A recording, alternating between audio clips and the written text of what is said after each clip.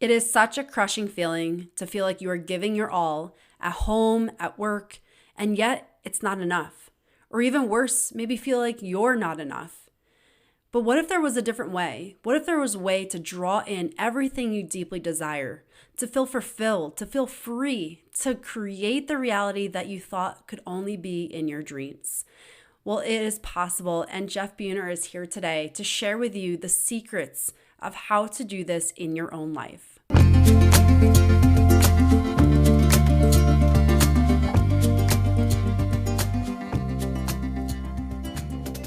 30 years ago, Jeff came across the writings of the richest man to have ever walked Earth, Sultan Musa of Mali. No one has ever come close to this guy's riches, not even Jeff Bezos or Elon Musk. The Sultan could not openly talk about how he learned his secrets, so he embedded them in the principles of success in a fairy tale so compelling that centuries later, nearly everyone in the world is familiar with it. At the age of 12, Musa had a near-death experience in which he met a man made of light who taught him how the world works and how creation works. Contained in his writings is something called the language of the gods. When you speak the language, the world obeys your commands. As Jeff just dabbled in the speaking the language, some very strange coincidences occurred. So he got very serious about speaking it, and his whole world changed. He went from a $60,000 a year concrete guy to making hundreds of thousands of dollars a month in a new business that dropped into his lap.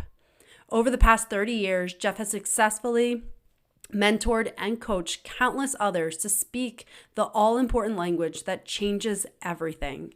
When you learn to speak the language of the gods, you can drastically improve your sales, success, fitness, relationships, and anything you desire. It's all contained within Jeff's book, The Sultan's 7 Secrets. This is such an amazing conversation with Jeff, and it's so amazing that this is literally just part 1. So if you enjoy this conversation, make sure that you check out part 2 of this, because that is where he releases the true secrets of how to create this in your life. I learned so much from Jeff, and I'm so grateful that he has shared this with you today.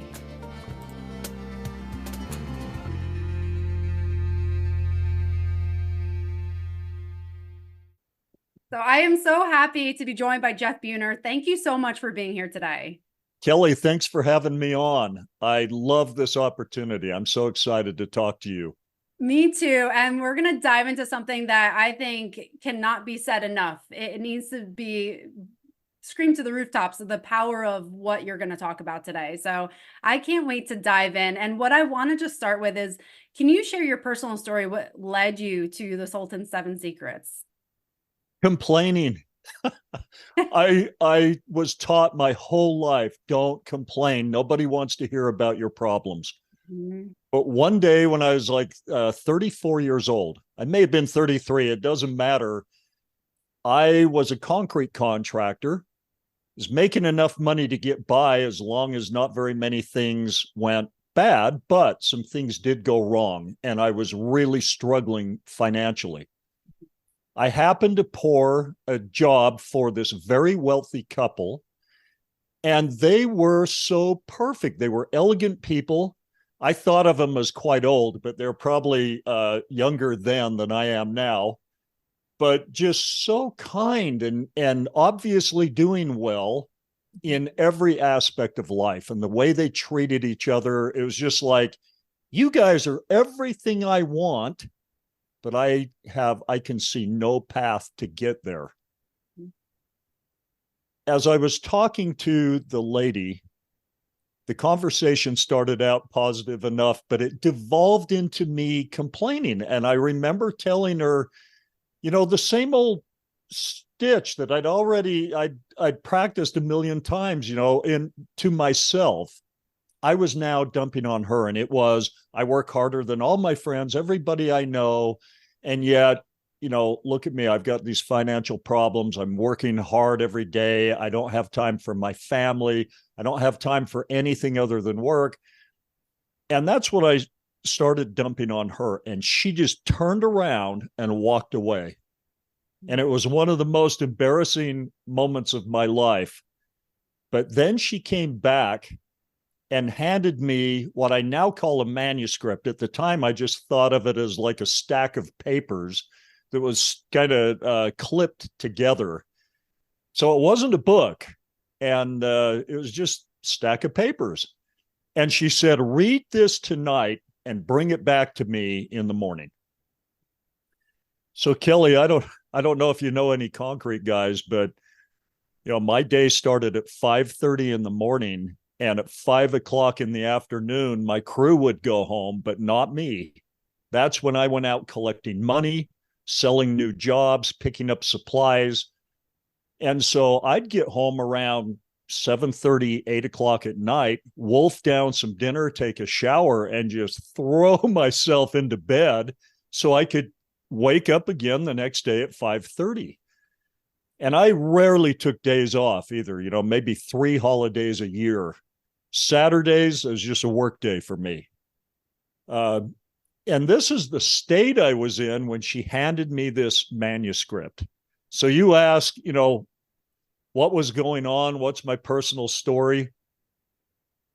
It all began the day she handed me this stack of papers. And I'll get into what's in that stack of papers in just a minute. Yeah, I just want to talk about how relatable that story is. And I know for so many people listening to this, they're like, oh, that's me. And it's just a different job that they're dealing with, but they're coming home to kids. They feel like they're just doing the same cycle over and over and over again. And it's like, okay, well, when is there time for me? When is there time to like slow down and stop? And Right. it's so relatable. And yeah, I can't wait to hear what was in that, because I just like love that. I know this is going to dive into how you transformed your life, but I love how these little things that we don't realize are gifts to ourselves, gifts that we're receiving, become the biggest gift in our life and allow us to move forward. And it's those little things we have to look for. It's like the breadcrumbs in our life. So I love that. I'm going to throw one more thing in that people might be able to relate to. I at least thought that my wife appreciated how hard I was working, and I was covering the bills and taking care of the financial responsibilities for the family. And one day she came to me and just told me she wasn't happy. It wasn't enough. She wanted a husband. She didn't just want the bills paid and then be a single mother, basically. I never took time out for vacations. I never helped with the children. It was just work, work, work, pay the bills. She's doing everything else.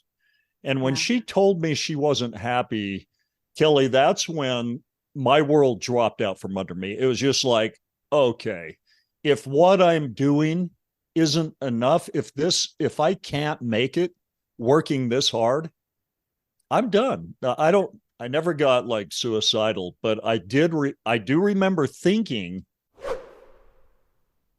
are you the person who says yes, even though you want to say no?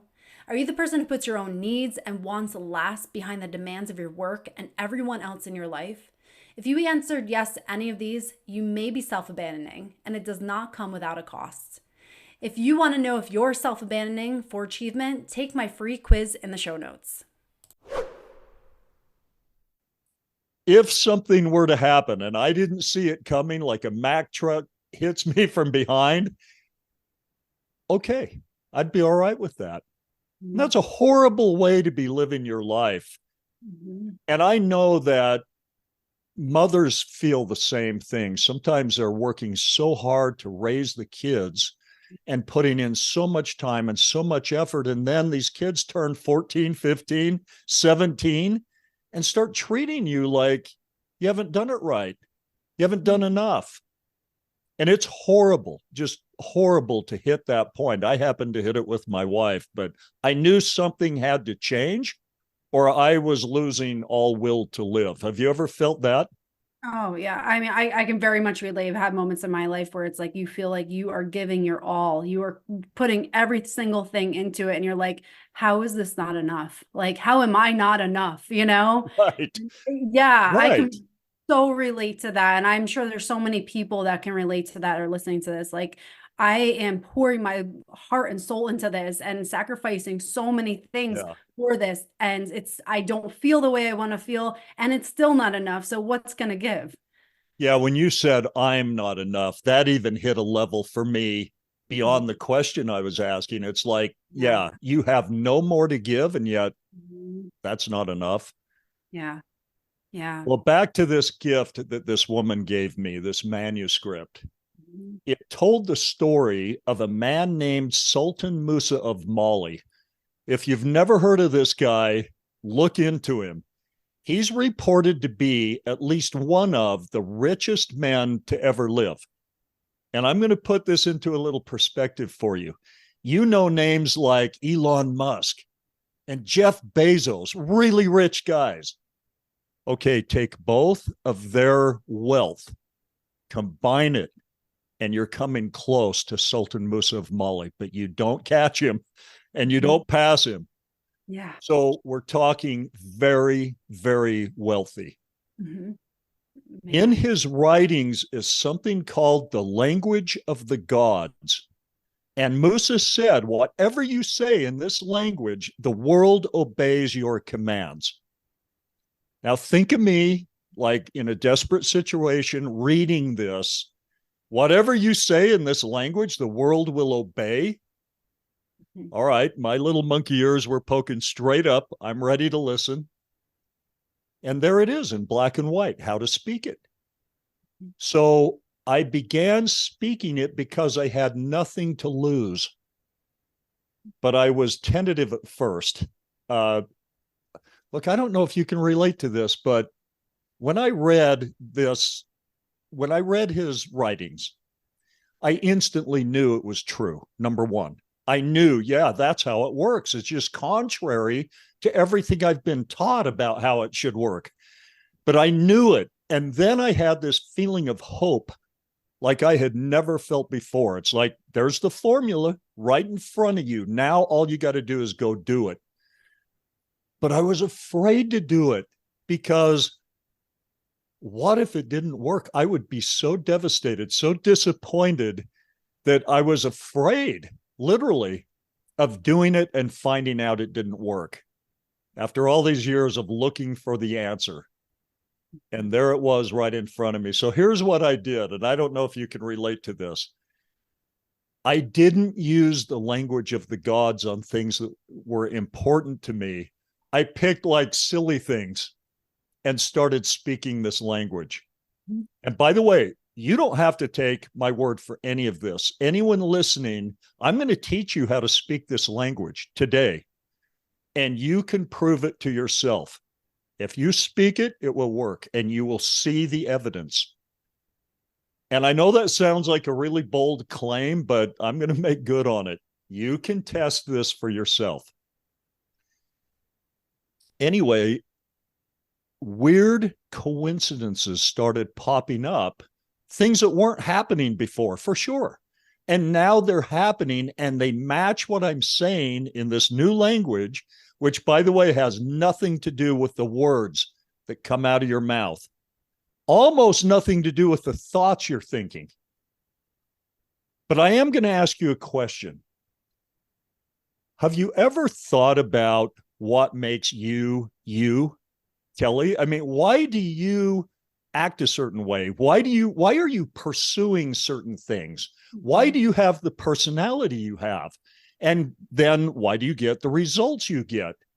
And even when you try to dig in and say, okay, I'm going to do things differently, you don't. You kind of fall back to this default personality, things you're pursuing, things you know, the time you get up in the morning, the time you go to bed at night, all these things. What makes you, you? Yeah. Have you thought about that? Yeah, I mean, 100%. And I used to, if you asked me a few years ago, I would say all the external things like, oh, I do this for a job. I, live here. Like I would say all the external things, but now I understand I'm so much more than that. And so I have that awareness of like, that's not me. I'm not my job. I'm not my career. I'm not my house. I'm much deeper than that. I'm a soul that's living an experience here. And I understand that now, but didn't get that then.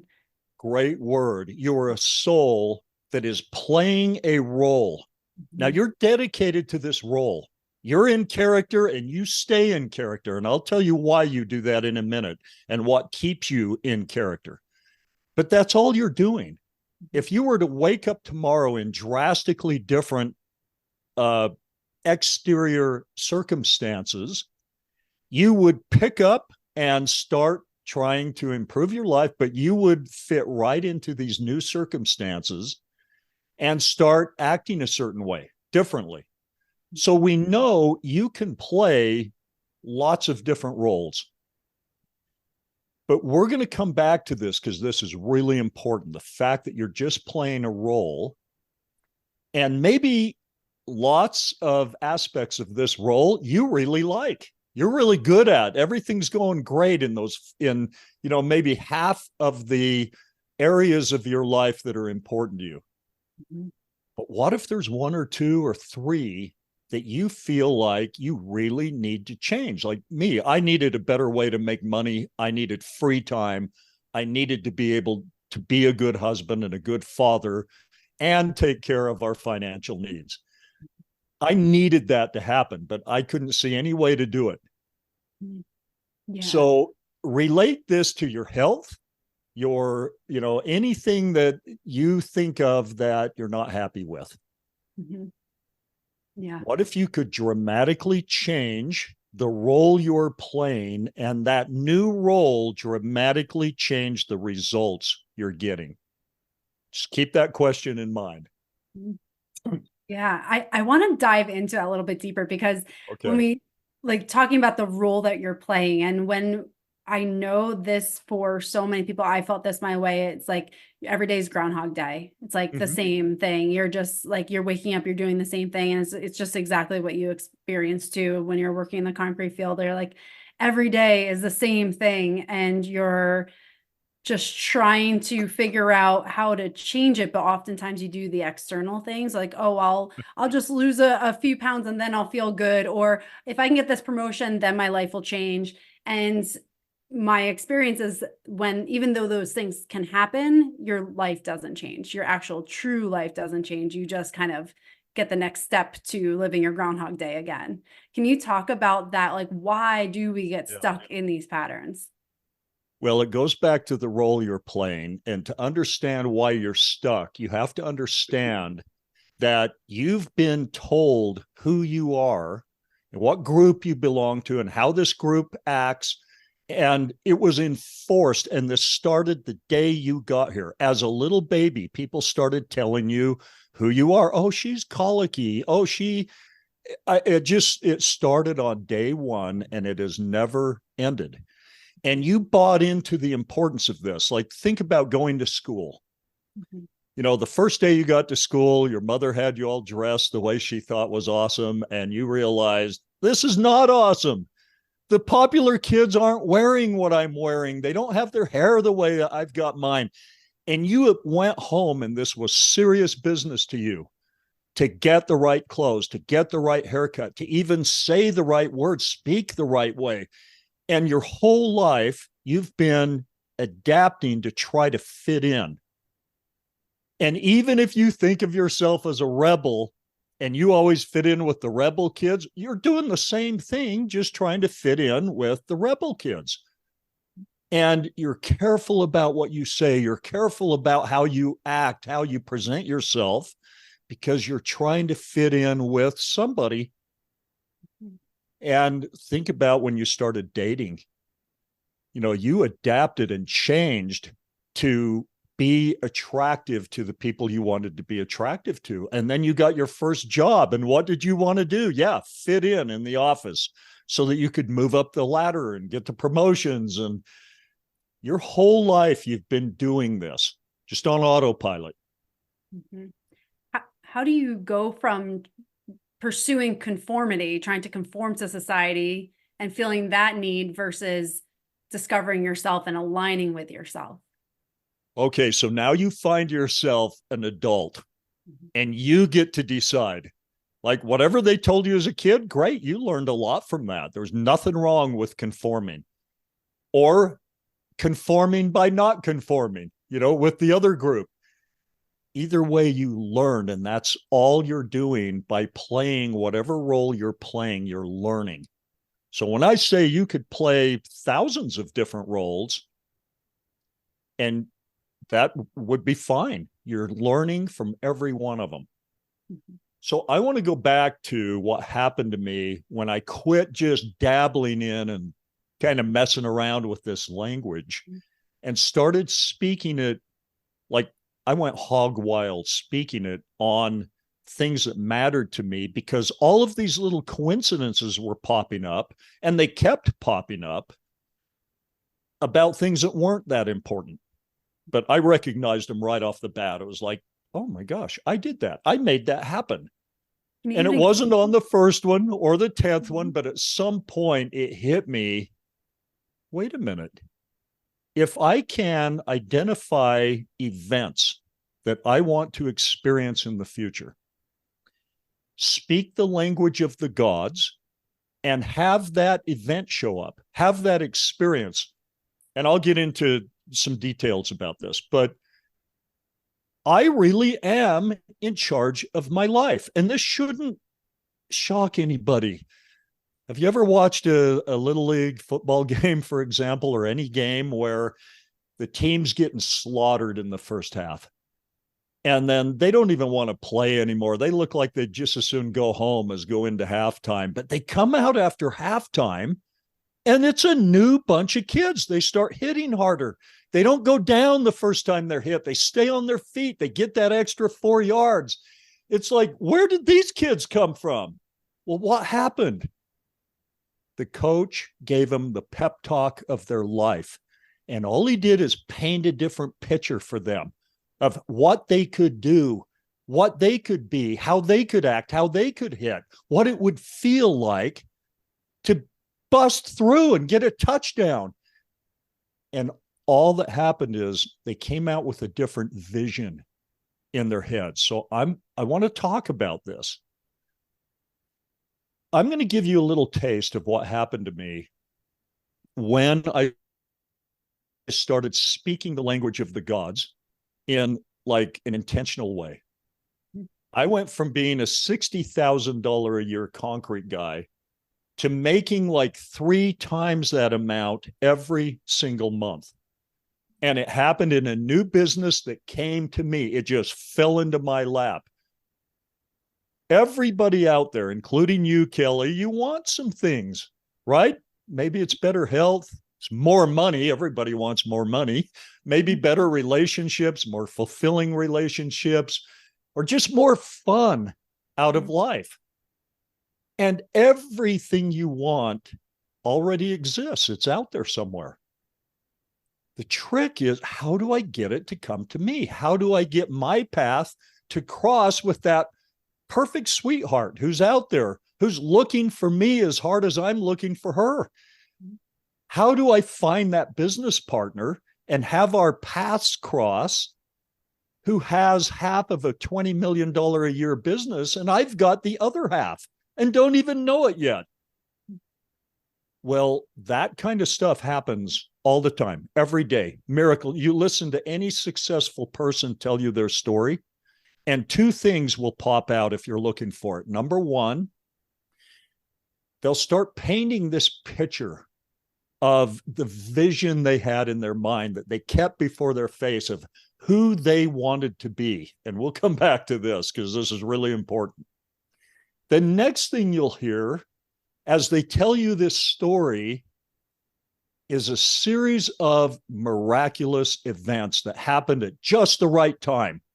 Like, if that hadn't happened, my dream wouldn't have, materialized. It wouldn't have worked out. But it did. I was doing this and doing that and keeping this vision in my head of who I wanted to be and what I wanted to have. And sometimes right in a crucial time when it could have gone south, I got on the bus and sat down next to this guy who happened to be the CEO of. You'll pick up 2 or 3 or 4 miraculous events in their story. So I also have to tell you, once I learned to do this, I talk about my financial situation changing drastically. Kelly, it got out of control. I had money coming at me so fast and from so many different ways. that I actually had to use the same language of the gods to slow things down a little bit. That's how powerful this is. Wow. I'm not talking about something that might improve your life a little bit. If you go hog wild on this, you're going to see the evidence start popping up, and it will not quit until you kind of mitigate the levels. So you can use this on money, relationships, health. It doesn't matter. But, and as soon as I tell you how to do this, you're going to realize the same thing I did. Oh my gosh. Yeah, that may be contrary to everything I've been taught, but that's how it works. Yeah. Yeah. Can we talk about that a little bit more? Because I think I want to like dive in, because one thing I think when, with experiencing this is like, when do you know when these synchronicities are happening and these opportunities are coming? When do you know that it's a hard yes? Like that's the opportunity that was like coming to me that like I need to say yes to this. Or when do you know like, no, that's a no, but that's not on the path that I'm on? Like, how do you differentiate that when you're doing this and you're starting to see your life change, and like it can feel like, how do you get out of your head and just trust, like surrender versus still be in that control? You don't have to worry about that. Okay. And when I say that, everybody, again, this is contrary to what you've been taught. It's like, yes, I do. I've got to make the right decision. No, these decisions are going to start being made for you. Look, you've put yourself where you are, and I promise you it matches 100% to the way you've been speaking the language of the gods. You just haven't been aware of how you're doing it. Once you become aware and you start speaking it with intent and purpose in a positive way, having identified, okay, what do I want? What role do I want to play in life? It's going to just happen, and you're going to recognize it happening, but you're going to make your decisions the same way you always have. Okay, so now it's time to jump into what is the language of the gods, because we can't really go further. Right. So we know what we're doing. Yes. Yeah. Then we can talk about absolutely what happens when you're speaking it. Why will you gravitate to this and not that, and avoid that person, but see this person or see this opportunity and naturally fall into it without having to make the right decision? Yeah. Okay. I've got to tell you, it's like 3 things before I can teach you how to speak this language. But don't be afraid. It's very easy to speak. The important part, or maybe the hard part, is just understanding why it works. Why, when you speak this language, does it just move you to one situation rather than another? Why does the guy across the street just fall into one great money-making opportunity after another, and the guy right next door can't buy one? He can't buy a good money-making idea. Why? All right, here it comes. Sultan Musa of Mali ended up one of the richest men to ever live, but he started out dirt poor. His father died when he was a very young boy, and he lived in the 1300s in West Africa. If your father died, you're in trouble. And he was in trouble. His mother couldn't barely fed herself, but she couldn't feed him at least one meal a day. So he had to learn to steal food to stay alive. And Kelly, he became a pretty good thief. At the age of 12, he fell in with an older thief who sought him out because of his abilities. And they pulled off a crazy heist together. But instead of sharing the wealth with little 12-year-old Musa, the older thief sealed him in a cave and left him to die, which he did. He had what we call today a near-death experience. And he wrote everything down. He wrote just profusely. I mean, this guy wrote so much. But he wrote about this encounter that he had while he was out of his body. In other words, dead. He met what he called a man made of light and love, who taught him all kinds of crazy things about how the world works, how people work, and how creation works. This is really important. He survived this. He came back into his little body, and the man made of light and love assured him that he would find his way out of the cave, which he did in a miraculous manner. He found another opening and got out.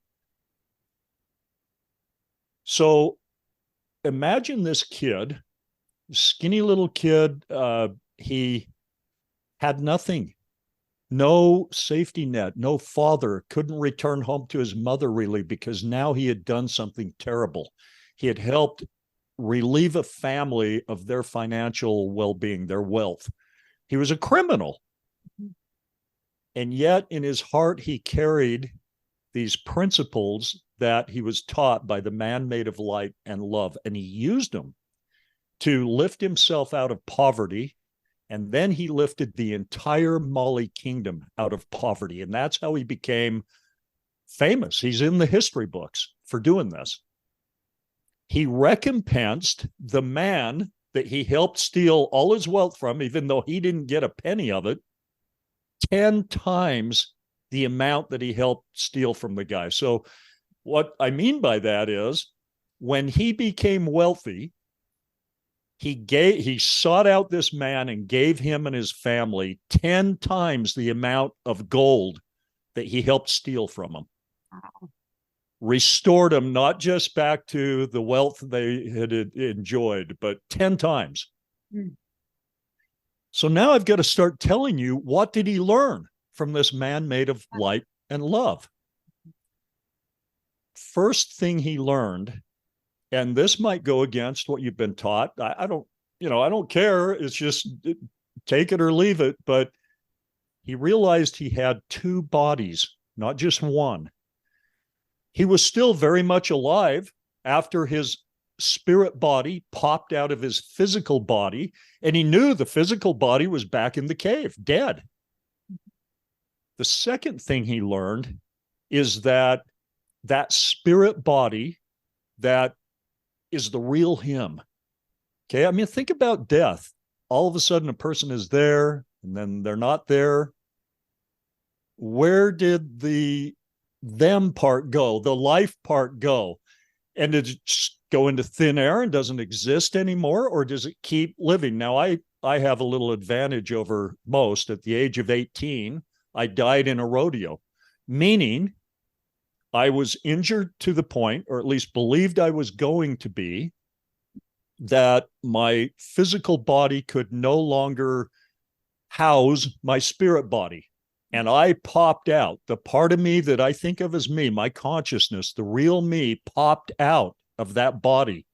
And I was not there anymore. I was gone, but I was still very much alive. And I remember thinking, okay, it's over. I don't have any pain. I'm all right. Now what do? I remember thinking about my mom. She hated rodeo. She didn't want me to do it. And I thought, that poor woman, I just proved her right. I shouldn't have been doing it. I worried about the keys to my truck. I had hidden them, and I thought, nobody's going to find those keys. How are they going to get my truck home? So I was still very much me, and Musa was still very much him. And one of the things he learned right off the bat was that spirit body is the body with the life. It's the one that matters, and it is immortal. It never dies, and it's a literal child of two godly parents.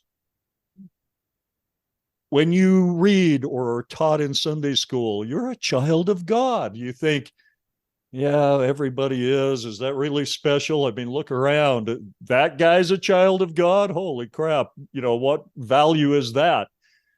No, you really are a child of God. Mm-hmm. And you're here learning. You might do some bad things, you might do some good things, but you're learning either way. And this is really important.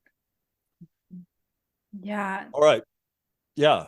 Yeah. I mean, I just kind of talking about that. I love that how you share about that, because like I very much believe that as well. And but of course, people are welcome to have their own beliefs, but I truly believe it too. And the more I've learned, I can very much see that in my experience with people who have passed. I can very much experience that, that energy is never dies. I mean, Albert Einstein said that it never dies, it's just transitions into a different form. That's right. And so I absolutely love that. So if you're not very spiritual, there's a science to it too in this, so absolutely. I was at a point in my life, Kelly, where I was kind of tired of religion. I didn't want to hear any more about the Bible, God, any of that, because I had really tried hard to use that to improve my life and didn't feel like I got anything out of it. I just felt judged. I felt worse. Yeah. And so I pushed that aside until I read this manuscript. And then it changed everything. And I liked thinking about, wait, my spirit body lives forever. I don't have to worry. And it's a child of God. That gave me a sense of value, a sense of, wait, parents love their kids. Usually, normal parents love their kids. So there's someone out there who really does care. Yeah, that's very it's peaceful to know that you're connected to something that's higher, because a lot of times here, especially, there's just this feeling of loneliness that you are on an island with yourself. You're just trying to survive. And so many people are in survival mode that they can't see anything outside of that. So just hopefully that message that you just shared helps someone realize that you are connected to something so high and beautiful and loving, that there's more to this than maybe this immediate existence that you're feeling in that day in and day out grind. Yes. And if that's you, just know you're building a very, very important foundation that needs some frustration and some trouble and some hardship to build.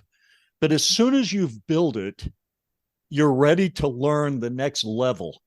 And so don't think, oh, my whole life is just hardship and it sucks and I don't want to do it anymore. Listen to what's coming next.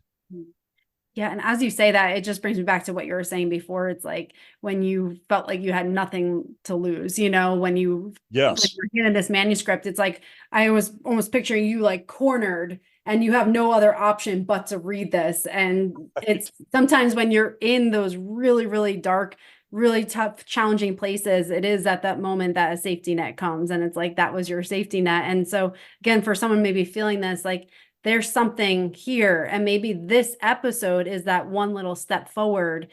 Listening to this and like, okay, what's the next step? And so I want you to, this maybe is just listening to this, and now you're going to share what's the next step. Well, think about how many times in your life you've thought, oh, it's over for me. I can't, I can't move on. I haven't, I'm not figuring this out. And then that's when something happens. Either you learn to play the game differently, someone teaches you something, puts their arm around you and says, hey, try it this way and it'll work. Or the game changes. All of a sudden, this thing that you were clinging to and needed to have work out, it just poof, it's like it melted away and something else came into my life. And now I'm playing a different role that's better. And I'm still alive. I'm still all right. So I've got to move this into teaching you the language of the gods. So one more thing, Musa was incredibly benevolent. He fell in love with the man made of light and love. All he wanted to do was stay close to him, to serve him, to be like him, if that makes sense. So he wrote extensively. He was very benevolent. He wanted everyone to know what he knew so they could do what he did, which was take the lowest form of life and create any life you want. You think about him just coming out of that cave and barely making it to a stream where he could drink some water and start preserving his life. And then where he ended up, he may not have ever imagined the wealth that would come to him, or, being the sultan of the whole kingdom. But I'll get back to what changed for him. He knew how to change his life. And that's what I'm going to teach you in just a minute. One of the things he did was he embedded the secrets of successful living into a fairy tale. And you might ask, well, why would he do that? Why not just come out and tell everyone? Think about it. It's the 1300s. You didn't just come out one day and say, hey, guys, I died yesterday, but then I came back to life, not even getting into why you died. You're ripping off a guy. So I died yesterday, but then I came back to life and I met God while I was gone. And he taught me things that not only do our scholars not know, but it goes against what they teach. Mm-hmm. That is a quick way to get in a lot of trouble, maybe even killed. Mm-hmm. So he wrote this fairy tale, embedded the secrets in it, and then could use that as a segue. He would tell this fairy tale, but then teach the principles. And if anyone called him out or anyone got mad at him, he'd just say, oh, relax, I'm just telling a story. You know, it's a fun story. But I think it helps people get whatever. So he did this literally to save his life. Now, Kelly, you've written things. I wrote a book. People write stuff. Do you have any intentions that a couple hundred years from now, everybody on planet Earth will be familiar with your story? I haven't really thought about that, but yeah, no, not this time, but anything's possible. Anything's possible. But for Musa, almost everybody on Earth knows this fairy tale. This is Aladdin and the Magic Lamp. Now, I'm going to jump into the three main elements of this story and teach you what each one represents. And then we'll go into how you speak this language, because the third element represents the language of the gods. So the first element is the character Aladdin.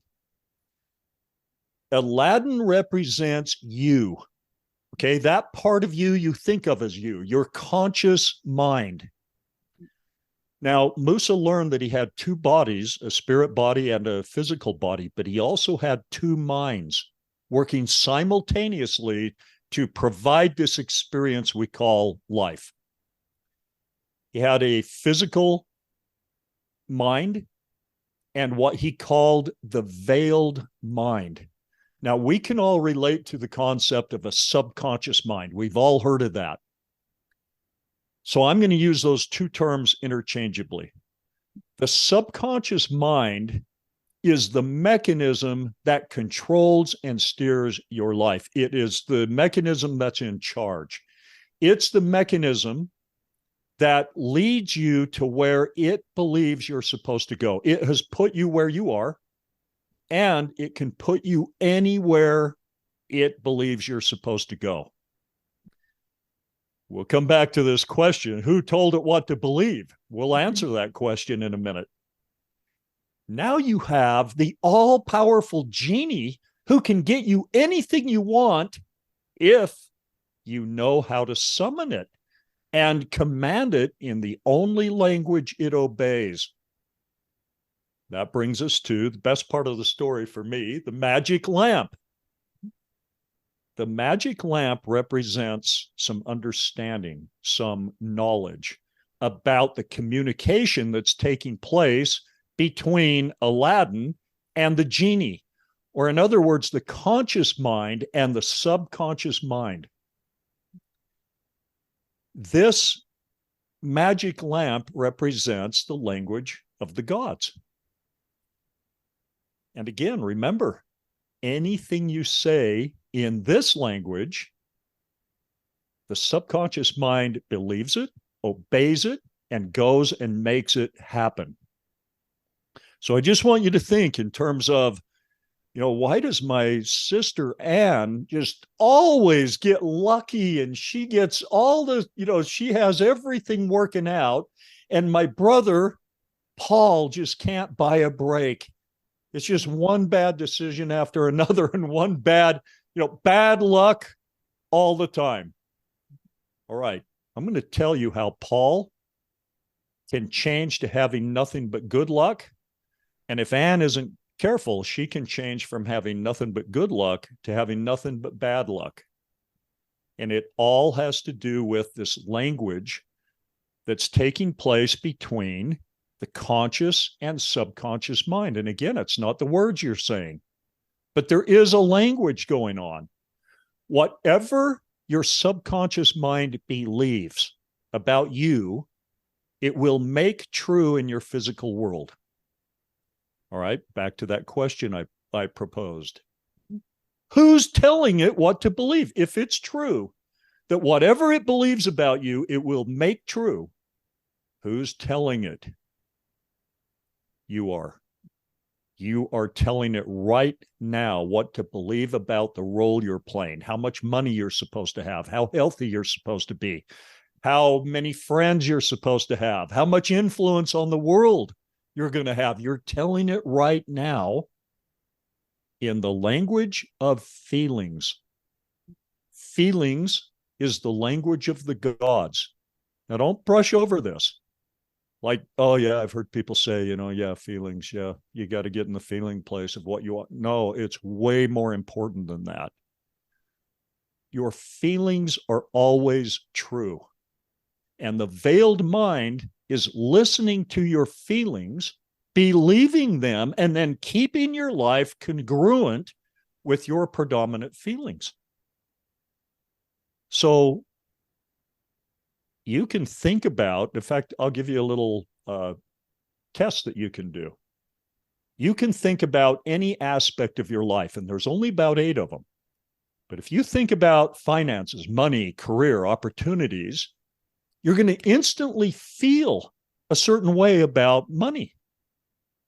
And whatever you're feeling, you can know that that's what your subconscious mind believes. So if you think about money and you just feel grateful and just so happy about the way things have gone with money, and you just feel so lucky when it comes to money, and you have all this opportunity, you feel those feelings because your subconscious mind just fed them to you when you thought about money.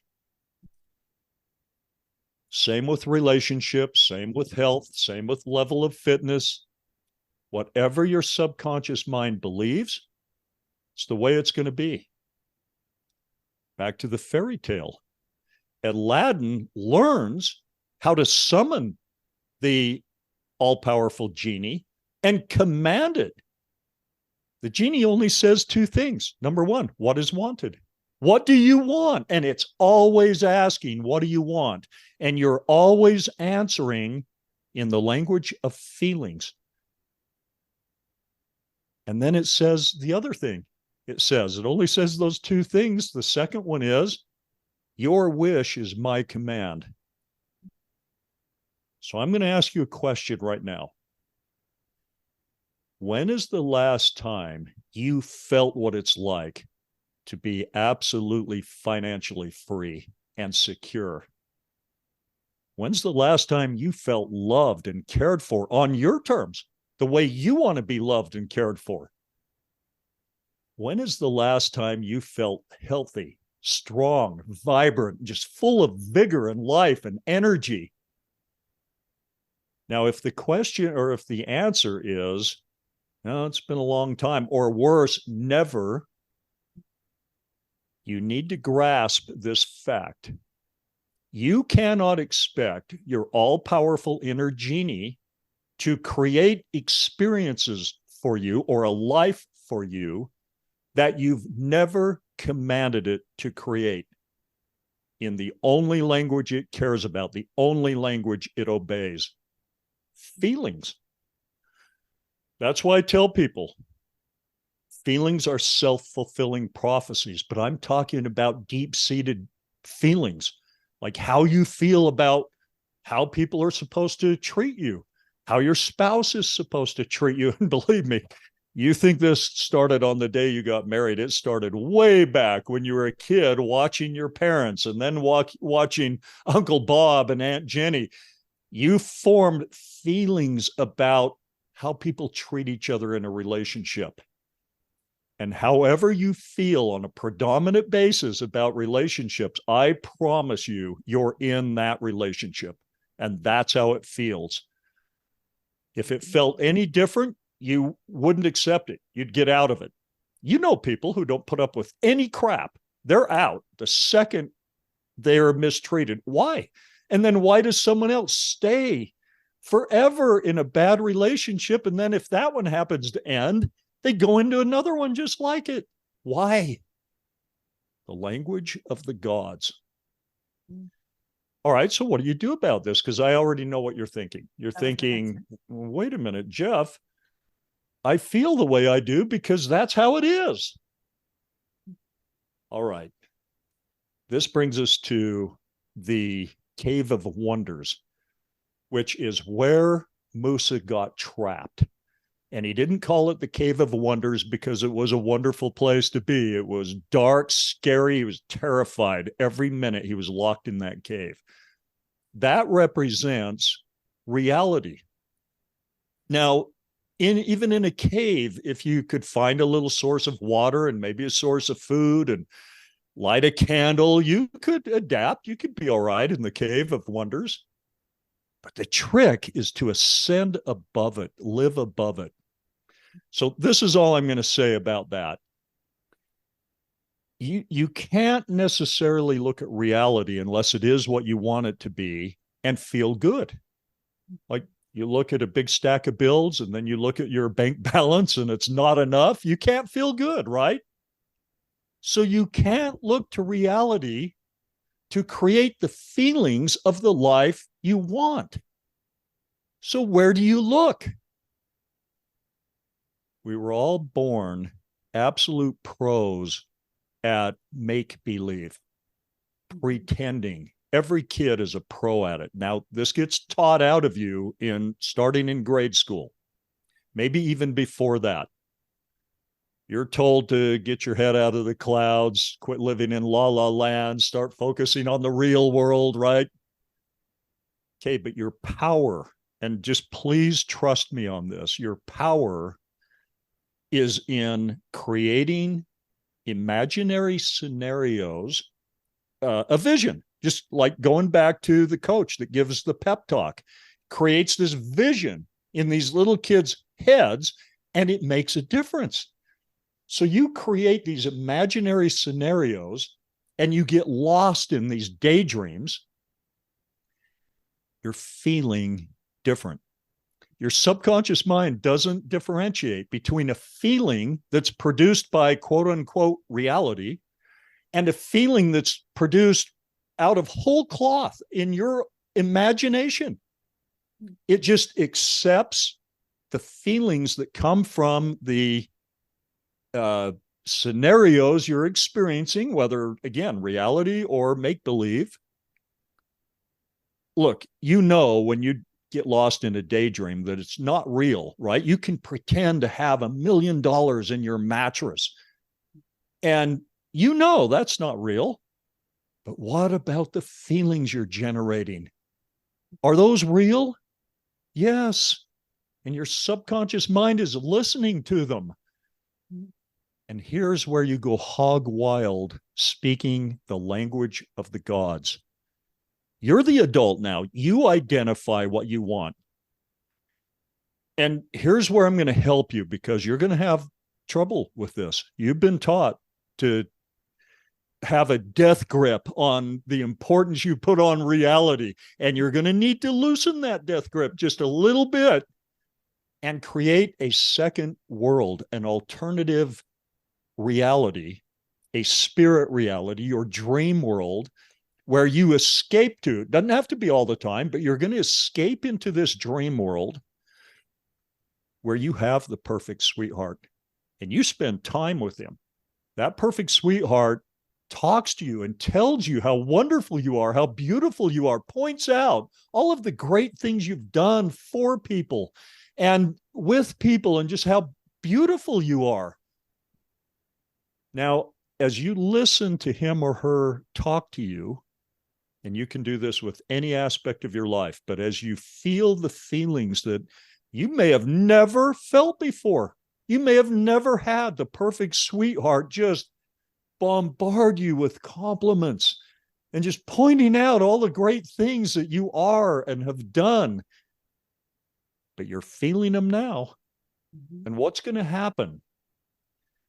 Your subconscious mind, the mechanism that controls your life, is going to hear them, and it's going to believe them, and it's going to think, without you doing much of anything, this is just the natural thing. It's going to think, oh, more of these feelings need to be integrated into Jeff's life. And then something weird is going to happen that you didn't even go make happen necessarily. You're going to run into, maybe, I don't know, it could happen at the grocery store. You run into an old friend or an old fling, and they just say something like, oh my gosh, so good to see you. I just remember how fun it was to, have you be my little friend in high school. And you were so sweet and so kind and made me feel so great. And you walk out of the grocery store. Now, you don't have a new sweetheart. You might be in a bad relationship, but you just had an experience that wasn't happening before. It happened today, after you've been changing your feelings, the way you're speaking about relationships. And you walk out and say, that was wonderful. I was just reminded of what a great person I at least can be, how I made her feel wonderful. And she's thought of me all these years. And you're on cloud 9 on your feelings level. All right. Those little, I call them just coincidences, but they're the evidence that the way you've changed the way you're speaking to your subconscious mind in the language of feelings, it doesn't care about the scenarios you use. You can use any scenario to create feelings of being loved, and something will happen that makes you feel loved. This is what I want you to look for. This is how you can prove to yourself that this works. You create the scenarios, you identify how you want to feel. You just ask yourself, what would it feel like to have just a perfect sweetheart in my life? And then write them down. It would feel like this, it'd feel like that. I'd feel like they were loyal to me and just loved me and they'd compliment me. Write it all down. Now imagine the perfect sweetheart and spend time with them. It could be 5 minutes a day, half an hour as you drive somewhere on a long drive, 2 hours. Doesn't matter. You can still go about you can drive while being lost in this daydream of being with the perfect sweetheart, because it's fun. You'll do it. As you generate the feelings, you can write those down too. So yeah, I was able to match this feeling that I want with my imagination. And then you just get lost in it. You don't do that to force your physical world to change. This is where I deviate 100% with manifesting coaches. You just stay lost in the daydream. You stay feeling the feelings of being wealthy, happy, energetic, healthy, fit, and being loved. And as you do that, weird little coincidences will pop up that if you're looking for them, you'll recognize them as evidence. We'll be like, wait a minute. I haven't run into an old sweetheart at the grocery store for 20 years. And then now that I'm pretending to be in this beautiful relationship, that happens. And then just yesterday, someone pulled over out of the blue, an old friend, and they jumped out and gave me a great big hug, almost lifted me off the ground. And that felt good. That matched the feelings also that I've been generating, and that hasn't happened in 20 years. Look, this will happen in everything. You can do this in everything. If you've struggled financially, just do this. Not to make your physical world change, just to see if you can generate feelings of wealth and security. And then watch out, because something is going to happen.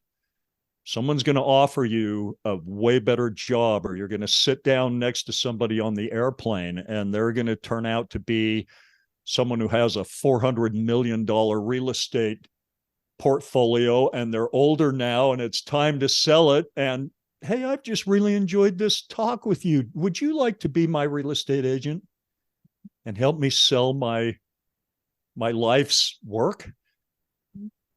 Start doing the math on that. 6% of 400 million. I mean, things like that happen all the time, by the way. I've given away cars, I've given away land because I'm in a place where I don't need to hold on to every little thing that comes my way. I'm not in a place of scarcity. I've lived a magical life by learning to live this way and speak the language of the gods this way. And when I do it, opportunity just comes to me left and right. You talk about one man's treasure is another man's trash, or the other way around, however people say that. I live by that. I'll find a piece of property where somebody is just sick and tired of paying the property taxes on it, and they'll sell it to me for 10 grand. And I'll take that, improve it, maybe pull the electricity, put in a dirt road, whatever, put in a well. And the next thing you know, I've turned that same piece of property into $2 million. One man's treasure is another man's trash. And that's everywhere. When they're speaking one language and you're speaking another, they're happy with your 10 grand. Here you go. I'll take this piece of garbage that you'd be happy to get rid of. But I'm speaking a different language, and I'm going to turn it into something beautiful, something really expensive. Well, you haven't hurt them. They can now, look, I've had people who I've bought pieces of property from, and then I've turned them into something wonderful. They'll come back to me and be like, hey, I'm not mad. I'm not mad at all, but will you teach me? You're on a different level. You're doing things differently, and I'd like to have some of that. And then they look at the day they sold you their $10,000 piece of property as the best day of their life, because now they got to know you and what you're doing and how you operate versus how they used to operate. And now they're out there, maybe not in land, maybe they're buying and selling, who knows what, who cares? And maybe you're it's all about learning. Yeah, and say maybe you're the coincidence in their life that they brought into their world.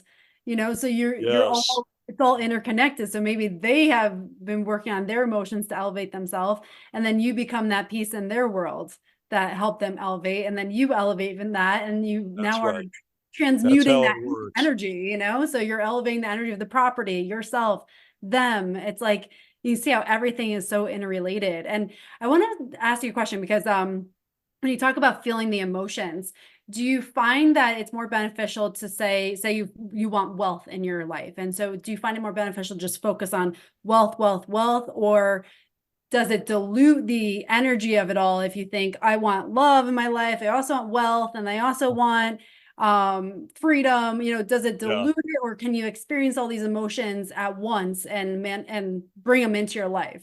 Yes, you just asked a great question. Mm-hmm.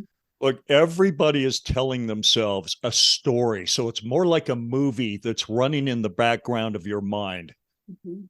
And you're going to want to change that movie. And you can do it by focusing on one area at a time, or you can just rewrite the script. So, for example, use the two most powerful words in any human language, I am. Mm-hmm. And by the way, this is how you played make-believe as a kid. You just declare, I am the king, and this is my horse, and that is my castle. All right, any version of I am. So you say, I am the CEO of a $100 million a year company, and I am physically fit, strong, healthy, energetic, and I am in a beautiful relationship. And I'm the greatest father that ever lived, or the greatest mother that ever lived. And you just paint this new picture that involves all of the 7 or 8 or 9 aspects of your life. It can be, and I help people.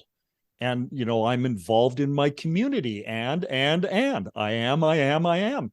Now you've created a story. You can write down your stories, write paragraphs of I am, and fill in the blanks, make a whole paragraph about I am wealthy, and then another one, I am healthy, and this is me.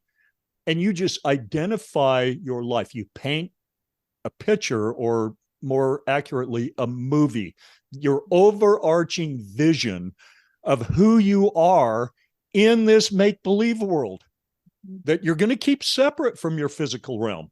You're going to go into that world to escape and just to feel feelings you want to feel, experiences you want to have, and you're going to have them in your subconscious or in your make-believe world.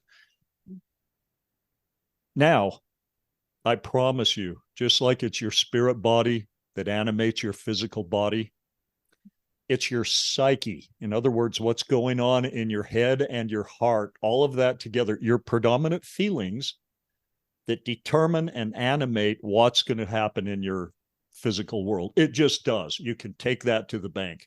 Mm-hmm.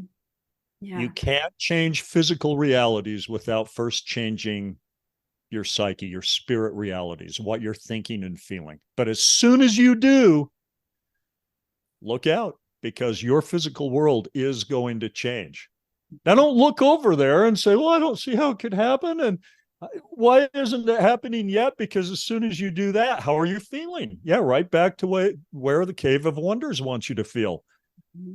So stay in your beautiful dream world, and then you'll do better at everything. You can go through your day, go through your life over in the physical realm, but let it be what it is over there, and watch for any coincidences to pop up. And the reason you're watching is just so that you can say thank you. Mm-hmm. And let your confidence grow that, yes, I can control my life. And I don't have to make every little thing work out or figure out everything that has to work out. I can let the miracles happen, the wondrous events, the series of miraculous events start popping up, and run into that perfect person at the perfect right time and let that happen. But I know I'm creating it by generating feelings that match the life I want. And I'll end there, Kelly. I think that's enough for people. Yeah. I spend all of my days just helping people do this because you've been taught to do it differently. And so it takes a little coaching, a little help, not much. You can do it. Yeah. Well, I appreciate you sharing your experience, because this is something that, like, I can validate what things you've said, because this is something that once I learned to do this and I implement it on a daily basis in my life, I have definitely seen things come into my world that do match those feelings. And I also see it the other way. Sometimes when I'm not in those feelings, you start to see things also change in the other direction. So it very much is so true. So I appreciate you sharing your insight and your journey and how people can start to implement this in their own life to actually create long-lasting change. So I really appreciate you sharing that. Well, remember who you are, who your parents are. They're creators. And what do kids do? They grow up to be some version of your parents. You are a creator, and you're here to learn how to do it. And your power is in your imagination, your ability to pretend, imagine, and create.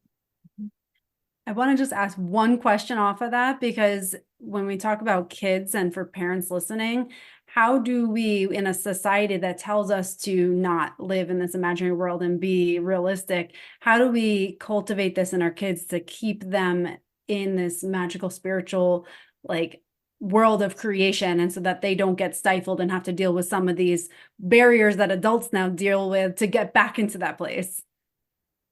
Be a good example, number one. Unleash your creativity. Number two, teach your kids games. You don't have to tell them what you're doing. Kids don't like to do something where they think, oh, crap, mom and dad are teaching me something, then that means I'm not doing it right. And play games like when you're driving and the family's all in there.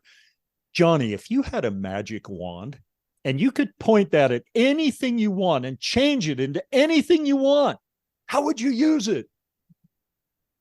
That right there, you've just taught Johnny, without him knowing, how to have a successful life.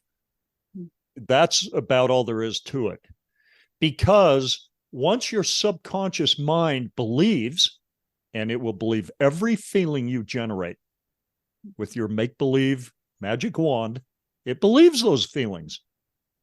Then, this is a little hard to teach, but your dreams start bossing you around. Like if you have an overarching vision of being the best father in the world or best mother in the world, and you're imagining that I'm the best mother in the world, you're going to get these pictures, and then you're immediately going to get fed an impulse. And that impulse is probably, well, you can't take everybody to Hawaii today, but you could certainly, like I've got older kids, send out a text to every one of them and tell them how much you appreciate and love them and how proud of them you are. You can do that right now. Well, you just did something based on telling yourself, I'm the world's greatest mother, that you didn't do yesterday or for the last 5 years. All of a sudden, you're sending out texts on an almost daily basis. Hey, I love you. You mean everything to me. That's all. And then as you keep doing that, you think, I really should take everybody to Hawaii or somewhere fun. We should have a family vacation. Now you start planning it. You start talking about it. Pretty soon that becomes a thing, and you're all shooting for next year. We're going to Hawaii. And everyone's like, Dad, I just love how involved Dad is in my life. Well, you haven't even taken him to Hawaii yet. It's just a dream for a year from now, but you're the best dad in the world.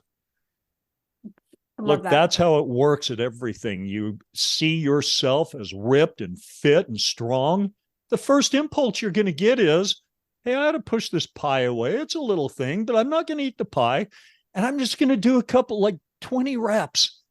Just put those in right now. Look, this is how it works.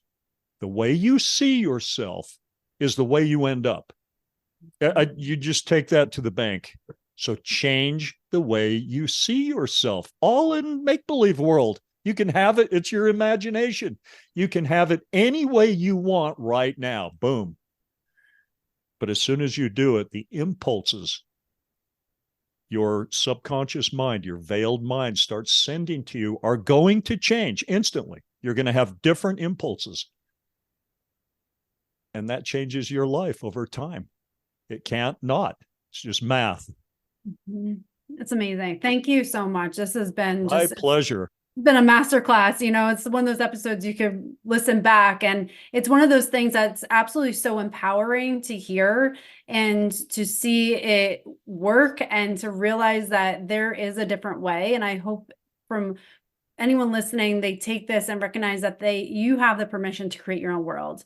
You have the permission to feel the way you want to feel, regardless of what's going on external to you. You have the permission to create the life that you desire. And I think that's just the most empowering thing. And these are the messages that need to be broadcasted to the masses, because our world would be a different place if people understood the power that's within them. So I just want to thank you. And for someone who wanted to work with you, reach out to you, get your book, where can they find you? Where can they find you? You can download the book for free. You can access the audio version of the book absolutely free at sultans7secrets.com. So that's sultans, the number 7, secrets.com. You could learn how to speak the language of the gods tonight and speak it all day tomorrow and the next day. And I promise you, if you do, the evidence will show up. Weird stuff will start happening.